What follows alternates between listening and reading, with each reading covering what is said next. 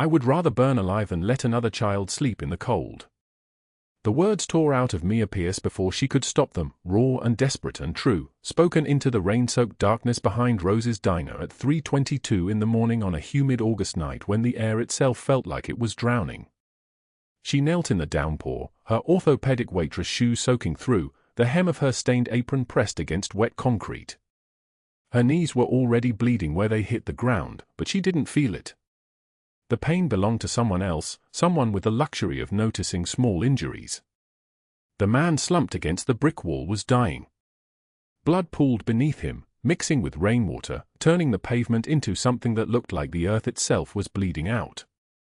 His expensive suit, the kind that probably cost more than everything she owned, was torn open at the side where a knife or a bullet had found him. His breathing came in shallow, rattling gasps, each one seeming like it might be his last. Mia pressed her bare hands against the wound, rain streaming down her face in rivers, mixing with tears she didn't remember starting to cry. Her palms were slick with blood and water. The copper taste of it filled her mouth, metallic and thick, mixing with the rain on her tongue, with the grease smell of the diner kitchen still clinging to her hair after a 12-hour shift. She didn't recognize him. Didn't know his name was Alessandro Corsetti. Didn't know that he controlled every street in this city the way a spider controls its web, that his name moved through Philadelphia like a curse whispered in basements and backrooms, that men trembled when they heard it spoken aloud. All she knew was that he was dying and she was the only one here. "Stay with me," she whispered, her phone pressed to her shaking ear, cradled between her shoulder and her chin. "Yes, please, behind Rose's diner on 8th. There's a man, he's bleeding, please hurry. He's not breathing right." The dispatcher's voice crackled back, professional and distant. The questions came rapid fire. How much blood? Is he conscious? What's his name? She answered what she could, her hands never leaving the wound, pressing, trying to hold a stranger together with the same desperation she used to hold her children together every single day. "The ambulance is 6 minutes away," the dispatcher said. 6 minutes. In a hospital, 6 minutes meant nothing. In a life draining out onto concrete, 6 minutes was an eternity. She looked at his face then, really looked at it for the first time. Half hidden in shadow, strong features twisted in pain, dark hair plastered to his forehead. His eyes were open, black as a moonless night, and they were looking at her with something like shock, like he couldn't quite believe that a woman in a stained apron and mismatched socks was the last thing he might see. "You're going to be okay," she said, and she meant it with every cell of her body, the way she meant it when she whispered it to Ava at night, to Marcus when the fever came, to every child who had ever landed in her shelter carrying nothing but trauma and terror. She didn't know that this man had spent the last 8 years not wanting to be okay, that he had buried hope so deep inside himself it had calcified into something harder than bone. She didn't know that his men were already moving through the city, that within 15 hours they would tear through Philadelphia like a plague of locusts looking for who did this to him. She didn't know his name meant death to certain people, that he was the kind of man who could make someone disappear and have the whole city forget they ever existed. She only knew that he was dying and she couldn't let that happen. Not tonight. Not when there was still someone who could be saved. The sirens wailed in the distance, getting closer, piercing the humid night like a blade through silk.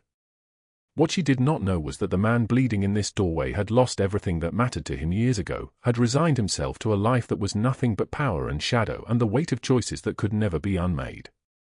And what she could not have possibly understood, kneeling there in her wet orthopedic shoes with his blood under her fingernails, was that the child sleeping in her shelter 3 blocks away, the 7-year-old girl named Ava who clutched a photograph of a mother she had never seen, would change both their lives forever in ways neither of them could begin to imagine.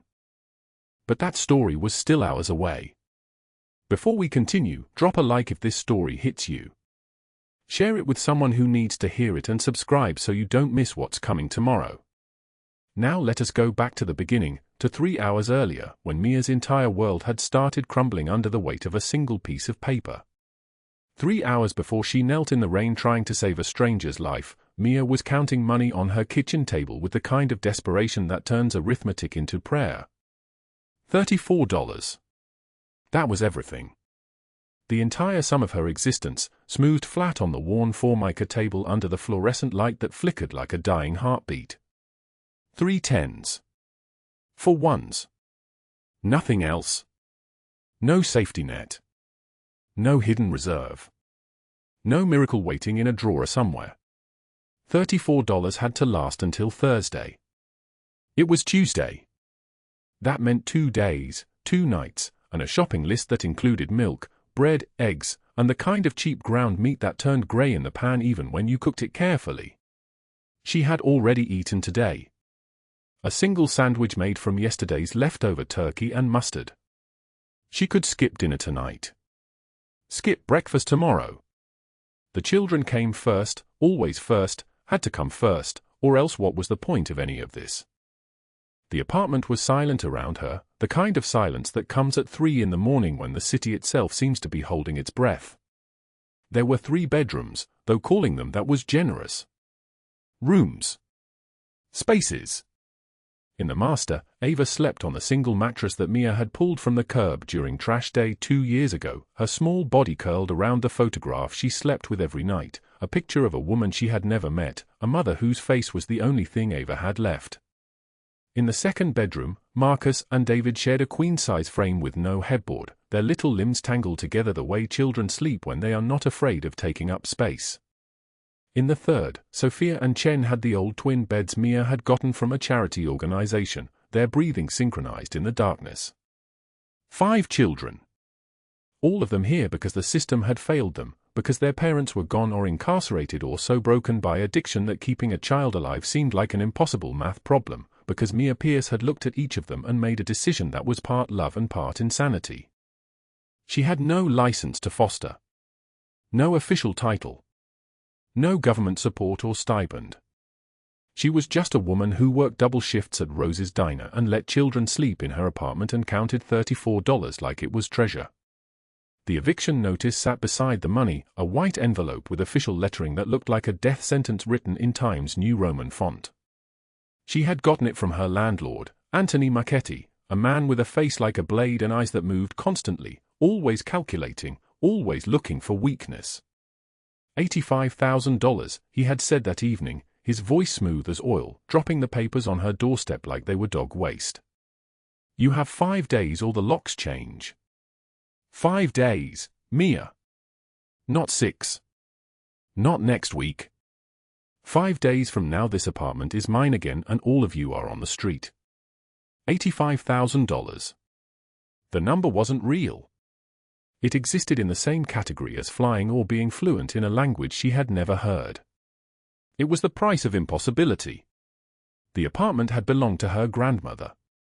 When Grandma May died 4 years ago, Mia had inherited it, and for the first time in her life, she had a place that couldn't be taken. A foundation. A home. She had thrown away her worst fears and let herself believe that the worst was behind her. But the property taxes were higher than she realized. And the repairs the building needed, the furnace and the roof and the pipes that groaned like dying animals in the winter, had somehow become her problem. And when she couldn't pay, when she was choosing between fixing the water heater and buying formula for baby Chen who had arrived 6 months ago malnourished and screaming, the debt had started collecting interest like a living thing, breeding, multiplying, becoming a monster she couldn't kill. Now it had become this. An eviction notice. 5 days. $85,000. She picked up a pen and added another number to the list she kept, the handwritten accounting of everything she owed. The list was pages long now, organized by creditor, by amount, by interest rate. She had learned to read interest rates the way soldiers read maps. This one compounded daily. That one was predatory. This one would follow her forever. She added 85,000 to a new line and set the pen down. The pen didn't make a sound when it touched the table. But in her mind, it sounded like the lid of a coffin being sealed. In the darkness outside her apartment, in the spaces between buildings, in a penthouse that looked down on the city like a cathedral made of glass and steel, Alessandro Corsetti was still awake. He stood at the window of his office on the 42nd floor, hands in the pockets of a cashmere coat that probably cost more than Mia Pierce's yearly rent, and he was thinking about a child. A little girl. Dead. Or so he had been told 8 years ago when his estranged wife informed him that the pregnancy, the thing he had been most afraid of, the thing he had prayed would not happen in a life lived outside God's grace, had ended in stillbirth. She had shown him nothing. No body. No ashes. No grave. Just the word, delivered across a mahogany table in a lawyer's office, dead. He had believed it because he had wanted to believe it, because the death of that child had felt like mercy, like the universe removing from his life the one thing that might have mattered more than power, and he could not allow anything to matter more than power. The city sprawled beneath him, millions of lights like stars that had fallen from heaven, and he owned pieces of it all. The restaurants where men made deals in dark corners. The warehouses where shipments arrived and left in the middle of the night. The hospitals, the judges, the police captains who took his money and looked the other way.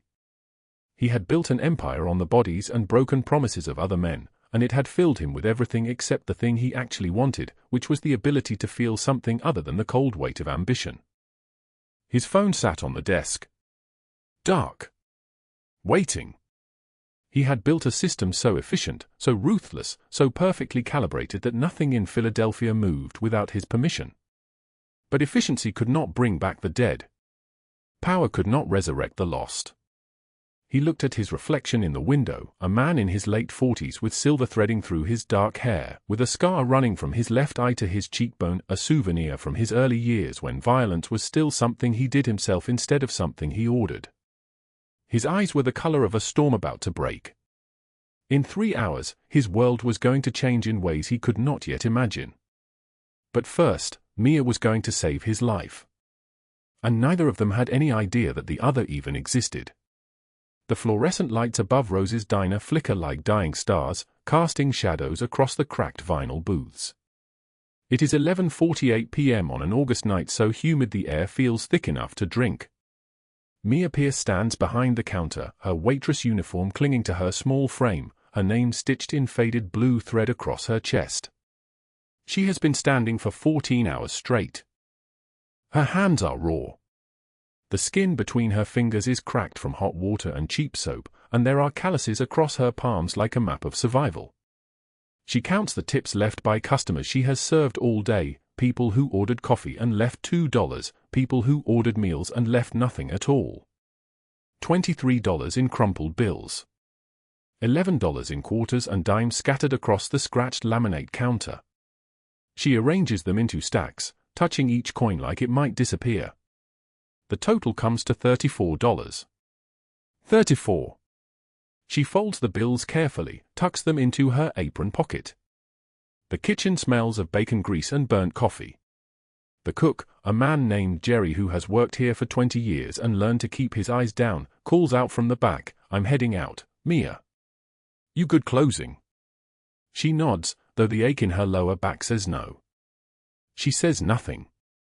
Speaking uses energy she does not have. The diner empties. The last customer leaves a napkin and no tip. The neon sign outside hums a broken sound, the R in Roses flickering between bright and dark, bright and dark. She begins mopping, her movements mechanical, the wet string mop slapping against linoleum worn thin by decades of waitresses just like her, invisible, exhausted, counting every penny. 3 blocks away, the shelter waits. The building used to be a warehouse. Now it is home to 12 children who have no other home. The walls are painted a pale yellow that Mia repainted herself with leftover paint from a hardware store dumpster. The floors are concrete, covered with donated rugs that hide the cracks. And on that floor, on donated mattresses arranged in careful rows, 12 children sleep. Mia arrives at 12:51 a.m., fumbling with her keys. The lock sticks, it always sticks, and she has to jiggle it 3 times before the bolt slides back. The door creaks open. The smell hits her first, the good smell, the smell of clean children and safety, soap and the faint sweetness of the children's breathing as they sleep. She moves through the darkness like a ghost, checking on each child. Marcus in the corner, thumb in his mouth, dreaming something peaceful. The twin boys, 7 and 8, curled against each other like question marks. And there, on a mattress in the far corner, is Ava. Ava is 7 years old. She has dark curls that Mia braids each morning, and she is holding a photograph in her small fist even as she sleeps. The photograph is creased from being held so many times. It shows a woman with dark hair and sad eyes, a woman Ava will never see again. Ava came to the shelter with nothing but this photograph and a name, My Mama. Mia pulls the thin blanket higher over Ava's shoulders, careful not to wake her. She sits down on the concrete floor beside the mattress, her feet screaming, her back screaming, everything in her body screaming. But she sits there because if she sits in the darkness, at least she is sitting near someone she loves. That is when the footsteps come. They are not quiet footsteps. They are expensive footsteps, leather shoes clicking against the concrete with the sound of someone who has never tried to be quiet in his life. The door is still unlocked. Mia hears it open. Mia. The voice belongs to Anthony Marchetti. He is 53 years old, with slicked-back dark hair and a gold watch that probably costs more than this entire building. He wears a suit jacket even at 1 in the morning, because men like Anthony Marchetti do not remove their armor. We need to talk about your situation. He does not wait for permission to enter. He walks through the shelter like he owns it, and the terrible truth is that he does. Mia rents this building from him for $4,200 a month, money she pays late every month, money she pays in installments he pretends not to notice. He drops papers on the folding table she uses as a desk. The sound they make is like a slap. $85,000, he says. His voice is smooth, like oil. In 5 days. Or you and all your little charity cases are out. Mia picks up the papers with trembling hands. The words blur in front of her eyes. Eviction notice. Final notice. 30 days becomes 5 days becomes nothing at all. Anthony, I don't have $85,000. I don't have $8,500. Please, these children. Then we discuss alternatives. He steps closer. She can smell his cologne, expensive and suffocating. You know, I have friends in foster care. Very capable people. They'd be happy to take some of these children off your hands. Pretty little thing like that one. He glances at Ava, still sleeping. I could make some calls. The threat hangs in the air like a blade. Mia's back presses against the wall. I'll find the money. You have 5 days, Mia. His smile does not reach his eyes. And if you can't pay. He does not finish the sentence. He does not need to. He leaves. The door closes behind him. The lock clicks shut. Mia stands motionless for 3 minutes, maybe 4. She looks at the eviction papers in her hands, watches them wrinkle as her fingers curl into fists. Then she reaches into her pocket, not the pocket with the $34, but the other pocket, and pulls out a piece of paper so worn the creases have worn holes. It is a handwritten list. Names. Amounts. Interest compounding daily. Medical bills from when she had an infection and could not afford antibiotics. Rent from 3 months ago when she was 7 days short. A utility bill. A phone bill. Emergency dental work. Everything she owes, everything that is slowly drowning her. She adds today's date to the bottom. $85,000. In 5 days. The number does not feel real. It feels like the distance to the moon. Across the city, 3 miles away and 1,000 miles distant in every other way, Alessandro Corsetti stands in a locked room he has not opened in 7 years. The room is on the top floor of his penthouse. The penthouse overlooks the Schuylkill River and the lights of Philadelphia spreading out like the whole world has been conquered and arranged just for him. But this room he keeps locked. The walls are painted pink. Not a harsh pink, but a soft pink like the inside of a shell. There is a crib, white and carved from wood that probably cost more than a car. There are stuffed animals arranged on shelves, a mobile hanging from the ceiling with tiny stars that would have spun if anyone had ever touched it. There is a dresser with small clothes folded inside, clothes that have never been worn, clothes that never will be worn. This is his daughter's room. Or it was supposed to be. 7 years ago, his wife, a woman named Isabella from an old Corsetti rival family, married for power and children and the illusion that he could love something other than his empire, told him the child was stillborn. A girl. Dead in the womb.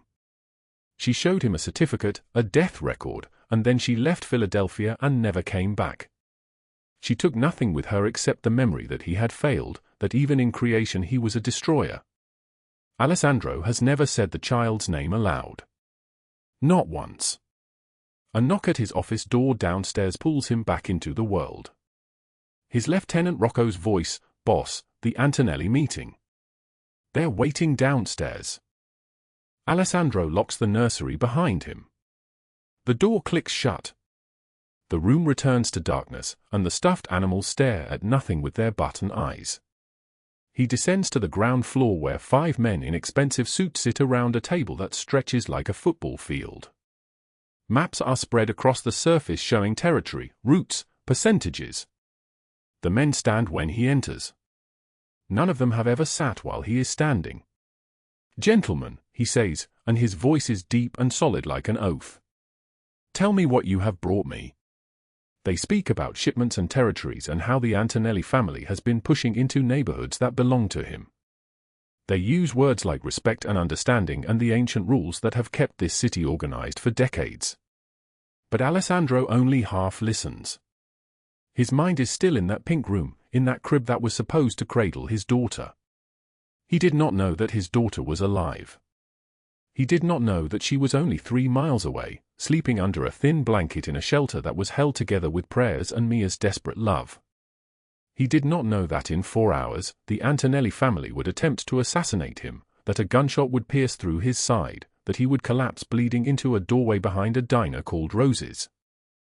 And he did not know that the woman who would find him there, the woman who would choose to save his life instead of running away, the woman who had $34 in her pocket and a list of debts that never stopped growing, was raising his daughter in borrowed clothes after losing everything in a fire he would never know about. The 2 of them inhabited the same city. They breathed the same air. But the distance between them was infinite, measured not in miles but in everything the world had decided to give one and deny the other. In 4 hours, that distance would collapse. But for now, in this moment, Mia sat on the floor beside a sleeping child, and Alessandro sat in a room surrounded by dangerous men, and neither of them knew that the night was about to split open and reshape everything. The shelter was quiet except for the sound of the old refrigerator humming in the corner, a sound so constant that Mia no longer heard it. Outside, the August heat pressed against the walls. A dog barked somewhere in the distance. The city breathed around them, indifferent. For hours remained. For hours until the collision. For hours until a man with everything and a woman with nothing would meet in the rain, and the whole trajectory of both their lives would change with a single decision made in darkness. The warehouse on Delaware Avenue smelled like diesel fuel and broken promises. Alessandro Corsetti stood in the shadows, his hand resting on the table where the Antonelli family's representative had just slid an envelope across the scarred wood. The envelope was empty. The deal was dead. The violence was coming. It was 2:44 in the morning on an August night that hung humid and thick, the kind of heat that made every breath feel like swallowing fire. Alessandro's suit, Italian silk, tailored in Milan, worth more than most people's annual salary, was already soaked with sweat. His scar, the one that ran from his left eye to his cheekbone like a blade wrapped in ice, seemed to deepen in the fluorescent light.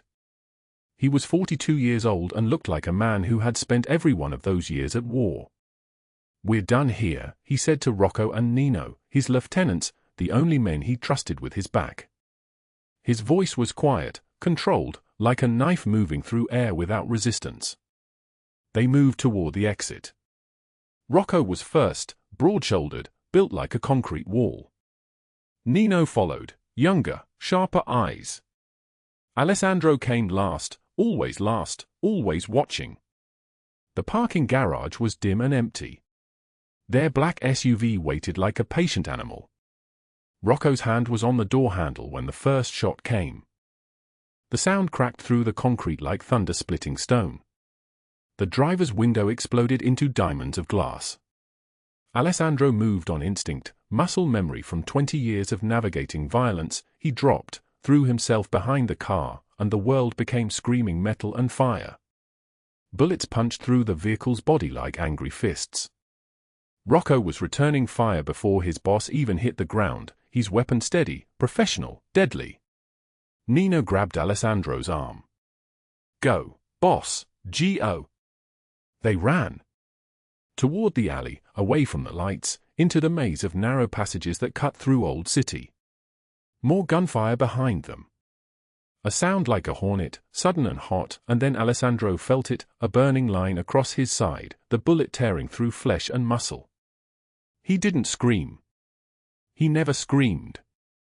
He just ran harder, his hand pressed to the wound, feeling his own blood hot and slick between his fingers.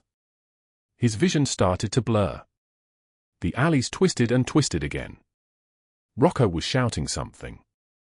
Nino was pulling at him. But the footsteps behind them were getting closer, and Alessandro knew what that meant. He made a choice, pushed both men away, told them to go, to lead them away from him. They hesitated. He had never asked them to leave before. That's an order. They went. Alessandro kept running until his legs gave out, until his breath came in pieces, until he found himself in a doorway behind a restaurant he'd never noticed before. The rain started then, pouring down from a sky that had turned the color of a bruise. He collapsed into that doorway, his blood mixing with the rain, running in red rivers across the concrete. His hand pressed against his side, but the bleeding wouldn't stop. The world was getting quieter, or maybe he was getting farther away from it. He could hear his own heartbeat slowing down, like an engine winding to a stop. He closed his eyes and waited for the darkness to take him. He thought of the nursery. The one in his penthouse that had never been used. The one with the name painted on the wall in letters he'd done himself, Sophia. His daughter.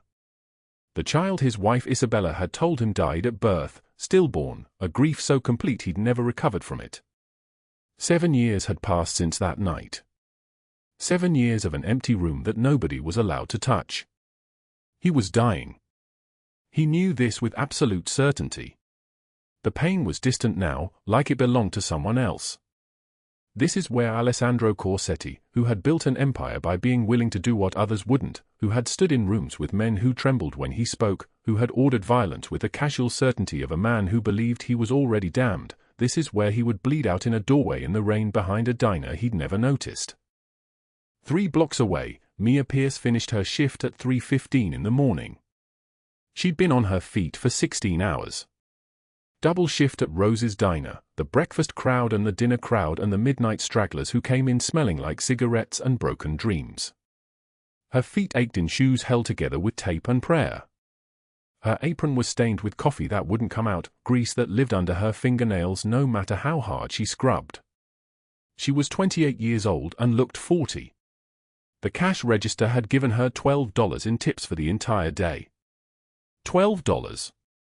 The cook had let her take home leftover sandwiches, 3 of them wrapped in foil, tucked under her arm. That would be dinner for 4 of the children. The 5th would have to make do with peanut butter and whatever crackers she had left. In her pocket, $34.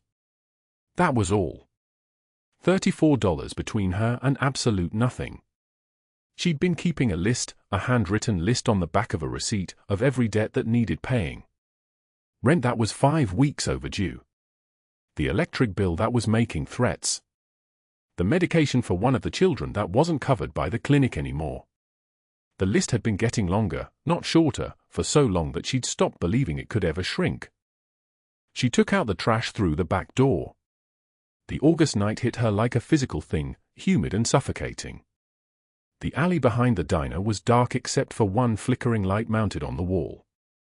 Rain was starting to fall, that kind of thin rain that feels like mist until you realize you're soaked. That's when she saw him. A man slumped in the doorway of a shuttered storefront, his expensive suit plastered to his body, his dark hair matted with rain and blood. A lot of blood. She dropped the trash bags and moved toward him without thinking, without calculating risk or consequence. Her brain was still moving through the fog of exhaustion, but her body knew what to do. "Sir?" "Sir, can you hear me?" She knelt beside him, her own dress getting soaked through, the rain mixing with his blood on the pavement. She rolled him slightly, careful with his body, and saw the wound, a ragged hole in his side where the bullet had entered. Her hands moved before her mind could argue with them. She was pressing against the wound with her apron, trying to staunch the bleeding, trying to do something, anything, because he was dying and she was here and that was all that mattered. She didn't think about the cost of getting involved. She didn't think about the danger of a man this badly wounded who might be part of something dangerous. She didn't think about anything except that he was a human being and he was leaving his life on the concrete and she was here. "I would rather burn alive than let another child sleep in the cold," she whispered, and she didn't know why she was saying it, didn't know it would be the exact thing that would keep him alive when everything else failed, didn't know he would remember those words for the rest of his life. She fumbled for her phone, hands shaking, and called 911. Her voice was steady when she spoke to the dispatcher, but it took everything she had. She gave the address. She described the wound. She answered the questions while her hands kept pressure on his side, while her own blood, because his blood was her blood now, mixed together on her clothes, ran down to her wrists. The ambulance arrived within 4 minutes, though it felt like hours. The paramedics pushed her aside with professional gentleness. She watched them load him in. She watched the ambulance scream away into the humid night, its red lights disappearing around a corner. She stood in the rain for a moment, alone in the alley, blood on her hands and her apron. She didn't know his name. She would never know that she'd just saved Philadelphia's most feared mafia boss. She would never know that in letting him live, she'd changed the trajectory of her own life in ways she couldn't have imagined. She walked back to the shelter, a converted warehouse 12 blocks away that she'd rented with borrowed money 2 years ago. The children were sleeping, all 12 of them in one large room on donated mattresses. She checked on each one. Counted their breathing like she always did, this ritual that kept her sane, this proof that they were still here, still alive. Ava was in the corner, the newest arrival, 6 months into her stay. She was 7 years old with dark curls and eyes that had seen too much loss. She slept with a photograph clutched to her chest, her mother, Isabella, who had died of cancer and left her daughter in the hands of a state system that didn't have room for broken children. Mia cleaned the blood from her hands. Scrubbed and scrubbed until the water ran clear. She didn't sleep. She sat by the window and watched the city wake up, and 4 blocks away, Alessandro Corsetti woke up in a private hospital room surrounded by machines that beeped like electronic prayers. The metal railing beneath Alessandro's hands is slick with rain as he kneels beside Mia on the Walnut Street Bridge. Water drips from the edges of his cashmere coat, a coat worth more than 3 years of her rent, but he doesn't seem to notice. He kneels anyway, his expensive Italian suit absorbing the cold October rain, his dark eyes fixed on her face like she is the only thing that exists in this city of 2 million people. "Mia." His voice is deep and solid like an oath. "Look at me." She can barely lift her head. Her hands are still shaking, the photograph of Ava's mother creased and soaked in her grip. Her face is wrecked, mascara running, lips pale, eyes hollow with a despair so complete it seems carved into her bones. She has been standing on this bridge for 23 minutes, counting the seconds like a prayer no God would answer. "They took her," Mia whispers. Her voice trembles like a candle in the wind. "They took all of them." Ava screamed my name and I couldn't hold her and I don't know where she is and Marchetti was smiling, he was standing right there smiling because he knew, he planned this the whole time. "I know." Alessandro's voice cuts through her spiral. "Rocco told me everything. The CPS inspection. The code violations Marchetti planted. The children in temporary state custody." Mia looks up at him. This man who saved her life 2 days ago by bleeding all over her shelter floor. This man whose name she still doesn't know, who has visited twice since then, sitting on the warehouse floor in his tailored suits, watching Ava draw pictures of houses with flowers. "How do you?" "Because I own this city," he says quietly. "Which means I know when someone is trying to destroy someone I care about." The rain intensifies. It comes down like ice, like sharp little knives, and Mia realizes she is crying and shaking simultaneously, her entire body vibrating with a grief so complete it feels like it might tear her apart at the seams. "I had the money," she says. $85,000. I could have paid Marchetti, could have fixed the building, could have kept them safe, but the building is condemned now. They said it's too dangerous. The children are scattered across the state system and I failed them. I promised them I would never let them split up and I failed. Alessandro reaches out. His hand is enormous, scarred across the knuckles, and he takes her face with absolute gentleness.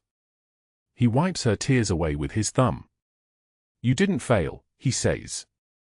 "You were sabotaged by people who wanted you to fall because you refused to break. That is not failure. That is strength under impossible weight." Behind him, his black SUV idles at the bridge's edge, Rocco sitting rigid in the driver's seat, his expression unreadable. 3 other men stand in the shadows of the bridge supports, their suits immaculate, their watches catching the streetlights. They are waiting for orders the way soldiers wait for commands from generals. "I'm going to tell you something," Alessandro continues. "And I need you to hear every word. In 5 minutes, Marchetti will be arrested. In 10 minutes, Evelyn Blackwell will be taken into federal custody. In 15 minutes, every CPS official who took a bribe will be in handcuffs. The building violations will be exposed as fraudulent. And at 8:44 a.m. tomorrow morning, every single child will be released back to your care." Mia stares at him. For a moment she doesn't speak. Doesn't move.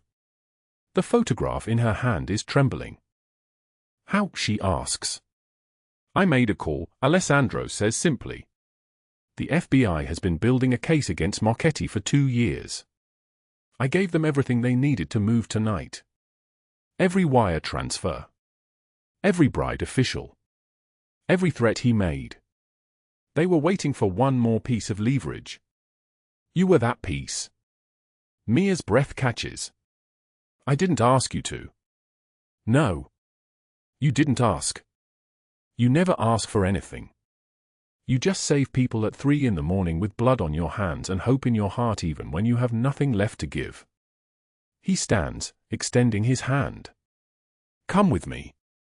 Let me show you what happens when someone chooses to fight for you the way you fought for everyone else." At 12:41 a.m., Marchetti's apartment on Rittenhouse Square erupts in controlled chaos. The door crashes inward with the force of a battering ram. 12 federal agents in black tactical gear flood the space like ghosts, no sirens, no announcement, just overwhelming silent force that fills every room in seconds. Marchetti drops his whiskey glass. It shatters across marble that cost more than Mia's annual salary. "What is this? What are you doing in my home?" His voice is shrill, panicked. He stumbles backward, his robe coming undone, his face red with wine and indignation. Anthony Marchetti, the lead agent says, reading from a laminated card. "You're under arrest for housing fraud, racketeering, extortion, bribery of public officials, and conspiracy to commit human trafficking of minors." They slam him against the wall. His face cracks against the marble. He tastes blood. His hands are yanked behind his back and the cuffs close with a sound like a final door slamming. "I have rights," he screams. "I have lawyers. You can't do this. I know judges, I know the mayor, I know." "Your lawyers are being arrested right now," the agent says coldly. "As are 3 judges you paid off. As is the mayor's deputy chief of staff. As are the CPS director and 4 case workers." The full scope of his destruction crashes over him like a wave. Marchetti's face goes grey. His legs give out. He collapses toward the floor and the agents catch him, holding him upright, keeping him conscious. "Who?" he gasps. "Who did this?"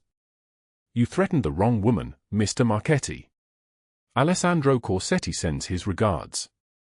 They drag him out in handcuffs, his screams echoing down the hallway, down the elevator shaft, out into the street where dawn is breaking over Philadelphia like a judgment. News cameras wait on the sidewalk. Federal vehicles line the curb.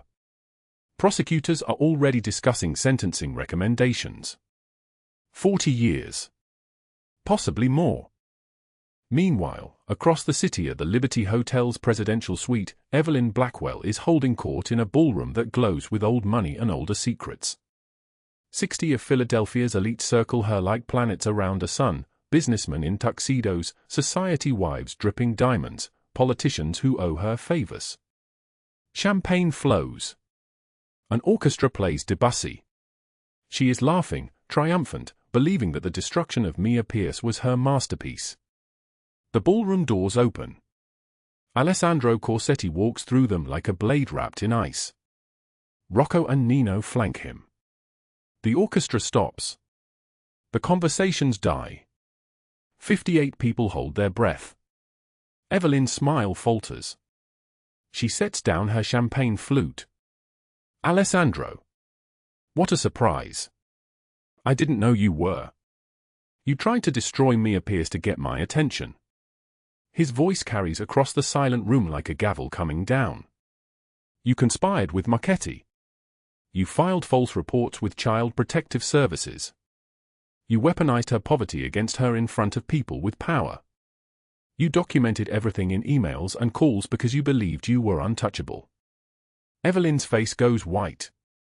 I don't know what you're talking about, I would never. Rocco steps forward and projects documents onto the ballroom's enormous screen. Wire transfers. Bank statements. Recorded phone calls. Evelyn's own voice, crystal clear, talking about destroying Mia systematically, about making her so toxic that no one would help her. Make her name radioactive. Make it so that every landlord in the city refuses her. Make it so that teachers avoid her children. Destroy her publicly and maybe, he'll finally notice you exist. The room erupts in whispers. Society wives cover their mouths. Businessmen step backward, creating space between themselves and Evelyn like she has become contagious. This is slander, Evelyn spits. I'll sue you for every penny. Try, Alessandro says quietly. The FBI is waiting downstairs with a federal indictment for conspiracy and racketeering.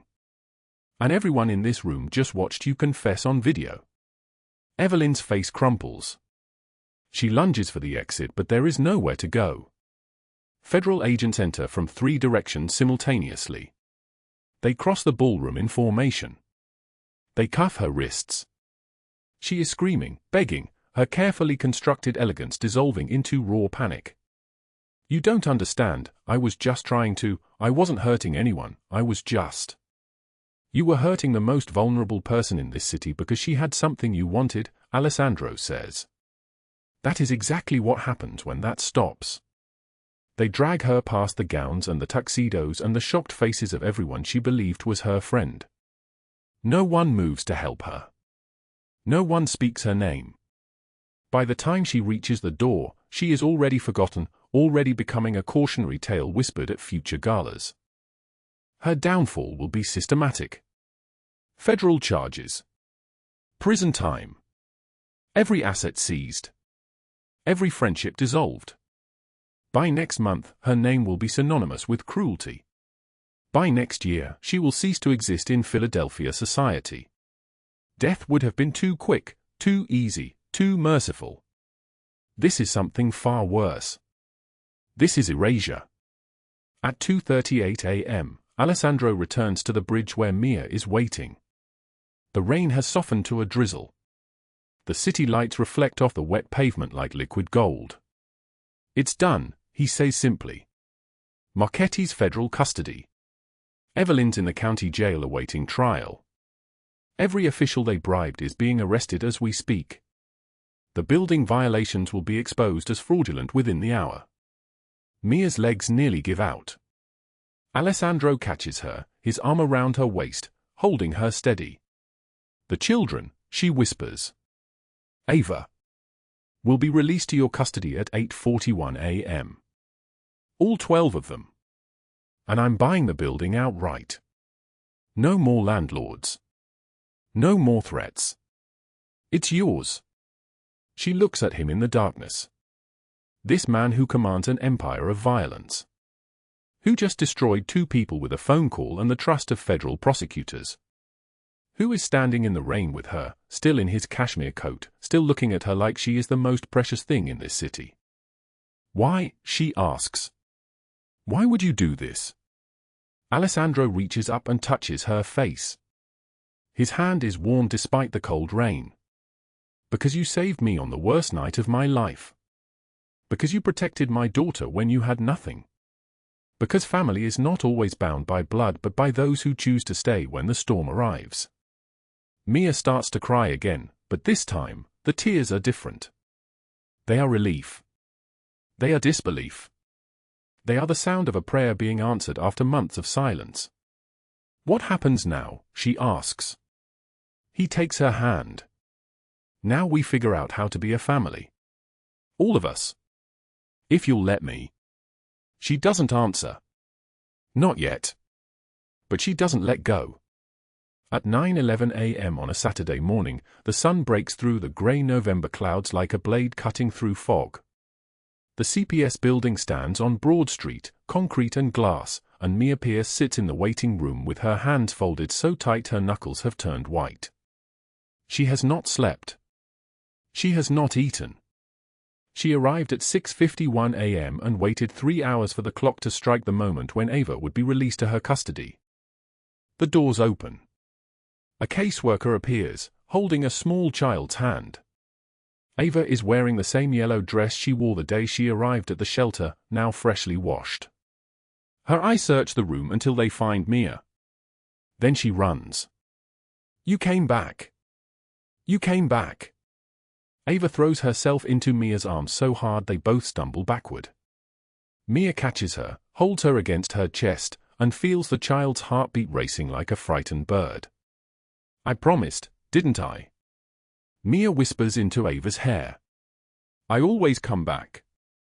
Rocco and Nino stand near the entrance in matching dark suits, watching the reunion with something unfamiliar in their eyes. They have worked for Alessandro Corsetti for 12 years, but they have never seen him look the way he looks right now, standing beside his black SUV, 30 feet away, watching a 7-year-old child recognize him and smile. Are you coming too? Ava asks Alessandro, tugging on Mia's sleeve. Alessandro walks toward them. Each step is deliberate, controlled, the same walk that has made grown men step aside for 15 years. But when he reaches Ava, he kneels to her eye level. Yeah, sweetheart. I'm coming too. They drive to a diner on Rittenhouse Square, not Roses, somewhere Mia has never worked, somewhere warm and bright. The hostess seats them in a corner booth. Ava climbs into the seat beside Mia, pressed against her like she fears the distance between them might grow too large. Alessandro sits across from them. He orders black coffee and does not touch it. You're really good at drawing, he says quietly to Ava. His voice sounds different in daylight, softer somehow, though no less lethal. Mia says I get it from my mom. Did you know her? Ava asks the question with the simple curiosity of a child who does not yet understand that some questions can break a person into pieces. Mia's shoulders tense. She watches Alessandro's hands tighten around the white ceramic coffee cup, and she sees the exact moment the grief tries to consume him. But he breathes, and the moment passes. I did. A long time ago, he says. Was she nice? She was. Alessandro pauses. His dark eyes move from Ava to Mia, and in that look is everything, the years of believing his daughter was dead, the night Mia pulled him back from the edge of death, the impossible fact that both of them are sitting across from him, breathing, alive, his. She loved you very much. More than anything. Ava considers this with the seriousness of children, then returns to her pancakes. She pours syrup across the plate with the concentration of an engineer, and Alessandro watches her like she might vanish the moment he looks away. After breakfast, they walk through Rittenhouse Square Park. Ava runs ahead, chasing pigeons that scatter in protest, their wings beating against the autumn air. The sound of fluttering feathers echoes across the grass. Mia and Alessandro sit on a weathered bench, watching her. When will you tell her? Mia asks. When she's ready. Could be weeks. Could be years. Doesn't matter. I'll be here, Alessandro says. Mia studies his profile, the scar running from his left eye to his cheekbone, the silver threading through his dark hair at the temples, the expensive wool coat worth more than she earned in 6 months of double shifts. Your enemies. The people who try to kill you. They won't stop just because you're protecting a child, she says carefully. Rocco and Nino are making it clear that anyone who threatens my family won't live to regret it. In fact, they won't regret it at all because they won't live. He says this the way someone else might discuss the weather. His eyes do not move from Ava. She's not in danger. I've made sure of that. I'm not going to pretend I understand your world, Mia says, her voice trembling like a candle in the wind. Or that I'm okay with what you do. The violence. The things you command. The lives that. I know, Alessandro interrupts. He turns to look at her, and his expression is carved from stone. I don't expect you to accept it. I don't expect forgiveness. I don't deserve it. But I'm telling you the truth, anyone who looks at that child with anything other than respect will answer to an empire. That's what I can give her. That's what I can give you. And what about what you want to give yourself? Mia asks. Alessandro looks back at Ava, who is now sitting in the grass, drawing something in the dirt with a stick. I want to be her father. I want to know what she's afraid of and what makes her laugh. I want to be the person she runs to when she's hurt. And I want to do it with you, if you'll let me. Mia doesn't answer immediately. She watches Ava draw circles in the earth, and she thinks about the bridge at 2:41 a.m., the rain, the moment when she chose to stay. She thinks about the cost of that choice, about Marchetti and Evelyn, about the children waiting in temporary foster care, about the shelter that now belongs to her because a Mafia boss made a phone call. I'm terrified, Mia finally says. So am I, Alessandro admits. I've killed men without hesitation. I've ordered the destruction of families. But I'm terrified of being a bad father to a child who deserves everything I cannot give her. So we're terrified together. By evening, they return to the renovated shelter on 9th Street. Mia has begun the work of transforming it, new wiring, fresh paint in pale blue, windows that don't rattle in the wind. All 12 children are waiting inside. They crowd around Ava, hugging her, pulling her deeper into the house, asking questions about where she's been. Ava shows Alessandro her room, the one she shares with 3 other girls, with 4 narrow beds and drawings pinned to every wall. Someday I'll have my own room, she says, pointing to a drawing tacked above her pillow. In a house with flowers. Like in my picture. Alessandro looks at the image, a crude crayon drawing of a white house with red flowers, 3 stick figures standing in front. His throat tightens. You will, he promises. You'll have that house.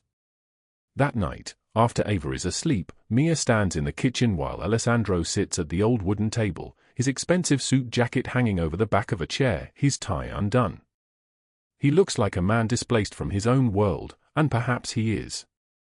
I called my lawyer this morning, he says, pulling out his phone. I'm setting up a trust. 12 children. Full college funding. Medical care. Housing. Whatever they need.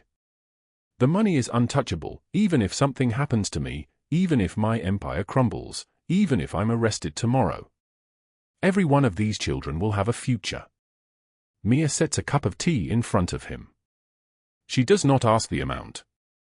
She is learning that some numbers are too large to comprehend. And the building, she asks. Deed is in your name. No mortgage. No landlord. No one can take it from you, Alessandro says. He looks at her across the table, and for the first time since she found him bleeding in that doorway, she sees exhaustion in his face. Not the exhaustion of the body, but of the soul. I've spent 20 years building an empire. Turns out what I actually needed was a daughter and a woman brave enough to save a man she didn't know. Mia sits across from him. She had a name, Mia says quietly. The daughter you lost. You told me her name was Sophia. What will you do with that? Alessandro is silent for a long moment. Then he stands and walks to his phone, calls Rocco. "I'm done with the penthouse nursery," he says. "The furniture is being donated to a women's shelter. All of it. And I want the room converted into something else. Something for Ava. A study. A library. Something living." After he hangs up, he looks at Mia. "I'm not erasing her memory. But I'm making space for a future. That's what you taught me." The days that follow establish a rhythm. Mia works one shift at Rose's diner now. She comes home to the shelter, where Ava is doing homework at the kitchen table and Alessandro is teaching her math with the patience of a man learning to be human for the first time. Some nights he reads bedtime stories. His accent makes the words different, sharper, but Ava falls asleep to the sound of his voice anyway. 3 months later, in the first week of December, Rocco and Nino notice their boss smiles. It's slight, barely visible, but it's there. He leaves meetings early to make it to Ava's school play. He takes phone calls about shipments and territory while helping a 7-year-old build a birdhouse. On Christmas Eve, the shelter is decorated with donated lights. A small tree stands in the corner, decorated with ornaments made by children's hands. 12 kids open presents, and Ava approaches Alessandro with a drawing.